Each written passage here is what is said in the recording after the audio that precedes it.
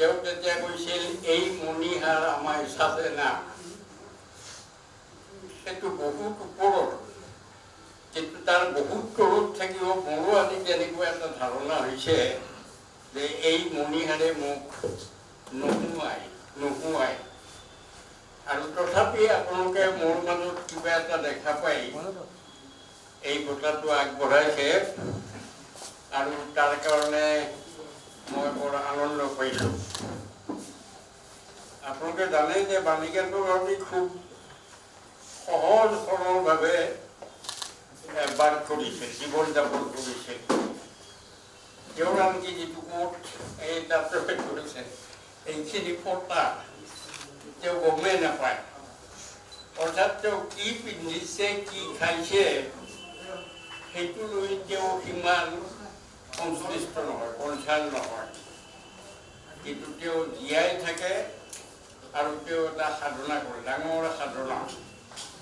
সেইটো তেওঁ সাধনা বুলি হয়তো ক'ব নিদিব, কিন্তু আমি দেখিছোঁ যে তেওঁ এজন বৰ ডাঙৰ সাধক আছিল, ডক্টৰ বাণীকান্ত কাকতি। এতিয়া সেই বাণীকান্ত কাকতি নামত মই বঁটাটো পাইছোঁ, আপোনালোকে দিছে, আৰু সেইটো মোৰ কাৰণে অতি আনন্দৰ কথা। এতিয়া এই বাণীকান্ত কাকতি সৰুৰে পৰা মোৰ বিশেষ শ্ৰদ্ধা আছে মানুহজনৰ প্ৰতি। যেতিয়া তেওঁৰ বিষয়ে বৰ বেছি আচলতে একো নাজানো, পাঠ্যপুথিতো তেওঁৰ বিষয়ে বদ্ধ থাকে, তেনেকুৱা কথাহে জানো।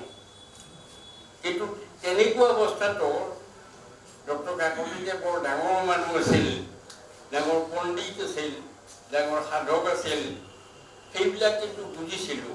ভালকৈ স্পষ্টকৈ ক'ব নোৱাৰিলেও সেইবিলাক বুজিছিলোঁ।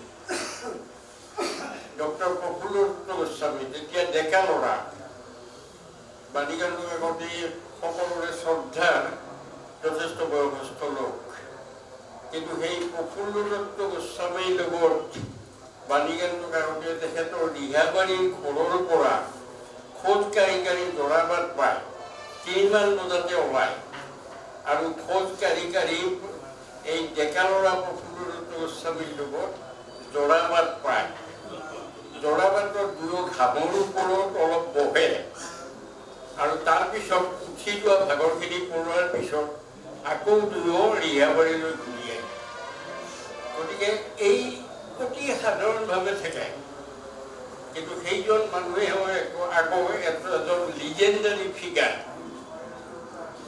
পণ্ডিত হিচাপে লিজেণ্ডাৰী পণ্ডিত। তেনেকুৱা পণ্ডিত পোৱাটো বৰ দুৰূহ। অসমীয়া জাতিয়ে পাইছিল, সেইটো অসমীয়া জাতিৰ বৰ ডাঙৰ ভাগ্য যে বাণীকান্ত কাকতিক পাইছিল। এতিয়া তেখেতৰ নামত বঁটাটো পাইছোঁ, মনে মনেতো ভাল লাগিব, কিন্তু লগতে যিটো বিমোৰত পৰিছোঁ, বহুত এম্বাৰাছমেণ্ট এটা আহিছে। কিন্তু তথাপি আপোনালোকে মোলৈ আগবঢ়াইছে, মই খুব ভাল পাইছোঁ আৰু তাৰ বাবে উদ্যোক্তাসকলক মই ধন্যবাদ দিছোঁ। আৰু আপোনালোকে এই মোৰ আনন্দ ভাগ ল'বলৈ ইয়াত আহি উপস্থিত হৈছে, আপোনালোককো মই মোৰ ধন্যবাদ জ্ঞাপন কৰিছোঁ। না, আজি উপস্থিত থাকি ভাল লাগিছে, কাৰণ কি মোৰ শিক্ষক আমাক যি পঢ়ুৱাইছিলে শ্ৰেণীত ডক্টৰ গোবিন্দ প্ৰসাদ শৰ্মা, তেওঁক আজি ডক্টৰ বাণীকান্ত কাকতি বঁটা এই কৃষ্টি পথাৰ এই অনুষ্ঠানৰ তৰফৰ দিয়া হৈছে। সেইটো কাৰণে মই গৌৰৱবোধ কৰিছোঁ। আৰু এটা কথাত মই অলপ অস্বস্তিও পাইছোঁ এটা কথাত, কাৰণ এই বঁটাটো মই এওঁতকৈ আগত পালোঁ মোৰ ছাত্ৰ হিচাপে, কিন্তু শিক্ষকে পিছত পালে। গতিকে সেইটো আচলতে ছাত্ৰ হিচাপে মই পিছত পাব লাগিছিলে, কিন্তু মইতো নাজানো কোনে আগতে পাইছে কোনে পিছত পাইছে, সেইবিলাক কথা নাই। কিন্তু যি কি নহওক, মই গোবিন্দ প্ৰসাদ শৰ্মা ছাৰৰ প্ৰতি মোৰ শ্ৰদ্ধা বহুত আছে, আৰু তেখেতৰ কিতাপ পঢ়িয়ে আমি আজি এই স্থিতিত উপনীত হৈছোঁহি।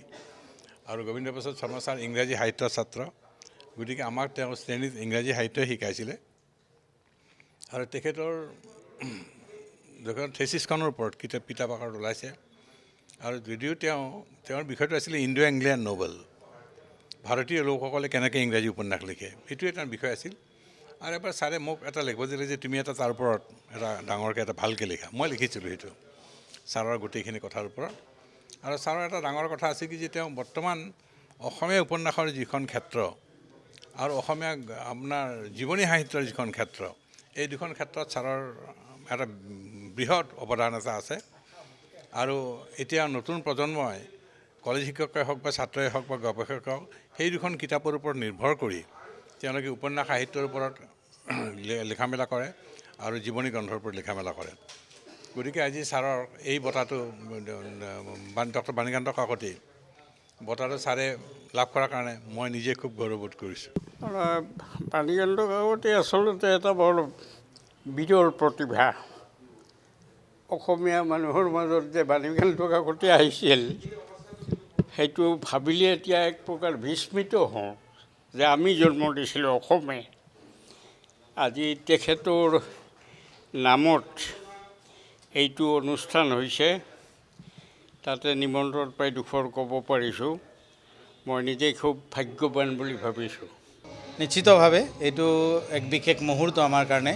আৰু আজি সঁচাকৈ আৰু বেছি বিশেষ এইকাৰণে ক'ব লাগিব যে আজিৰ তাৰিখত যিটো আমি মহাবীৰ লাচিত দিৱসৰ লগত সংগতি ৰাখি আজি তেখেতকো শ্ৰদ্ধাঞ্জলি দিবলৈ আমাৰ সৌভাগ্য হ'ল মহাবীৰ লাচিতক। আৰু ডক্টৰ বাণীকান্ত কাকতি বঁটা প্ৰদান আমি ডক্টৰ গোবিন্দ প্ৰসাদ শৰ্মা, যিগৰাকী বিশিষ্ট সাহিত্যিক সমালোচক, অসমীয়া বা অসমৰ সাহিত্যৰ তেওঁৰ দৰে এগৰাকী শ্ৰেষ্ঠ সমালোচকক আমি যে ডক্টৰ বাণীকান্ত কাকতি বঁটা দিব পাৰিছোঁ, সেইটো আমাৰ কৃষ্টিপথাৰ কাৰণে পৰম সৌভাগ্যৰ কথা। আৰু তেখেতে এইটো বয়সত নিজে আহি ইয়াত দিছপুৰ প্ৰেছ ক্লাবৰ ছেকেণ্ড ফ্ল'ৰত আহি এই বঁটা গ্ৰহণ কৰি আমাক ধন্য কৰিছে, আমি অভিভূত হৈছোঁ। আৰু লগতে ইয়াত আমাৰ Akshay Kumar Mishra sir, Thaneswar Malakar sir, doctor Dayananda Pathak sir, এখেতসকলেও উপস্থিত হৈ আজি যি মানে অনুষ্ঠানৰ গাম্ভীৰ্যতা বৃদ্ধি কৰিলে, আমি তেওঁলোকক আন্তৰিক কৃতজ্ঞতা জ্ঞাপন কৰিছোঁ। আৰু কৃষ্টিপথাৰে 2005 চনত জন্মগ্ৰহণ কৰিয়েই সমাজৰ প্ৰতিষ্ঠিত ব্যক্তি, তাৰপিছত উঠি অহা প্ৰজন্ম, প্ৰতিষ্ঠিত ব্যক্তিসকলক শ্ৰদ্ধা জনোৱাৰ কাৰণে, উঠি অহা প্ৰজন্মক প্ৰেৰণা দিয়াৰ কাৰণে আমি বঁটা প্ৰদান কৰি আহিছোঁ।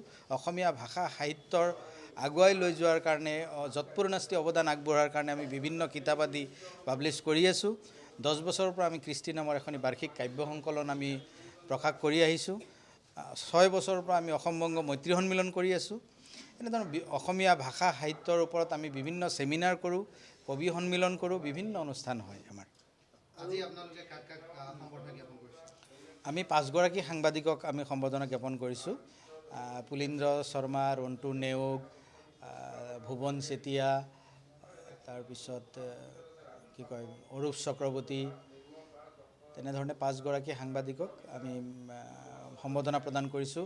ডক্টৰ গোবিন্দ প্ৰসাদ শৰ্মা ছাৰক ডক্টৰ বাণীকান্ত কাকতি বঁটা প্ৰদান কৰিছোঁ। আমি দিছপুৰ প্ৰেছ ক্লাবৰ সম্পাদক কুঞ্জমোহন ৰায়ক আমি পৰাগ কুমাৰ দাস স্মৃতি সন্মান প্ৰদান কৰিছোঁ। আৰু ললিত দাস আছে, এগৰাকী সাহিত্যিক, তেখেতক আমি অসম সাহিত্য জ্যোতি বঁটা প্ৰদান কৰিছোঁ। যিকোনো খবৰৰ বাবে যোগাযোগ কৰক 7099017330 অথবা 7099017990।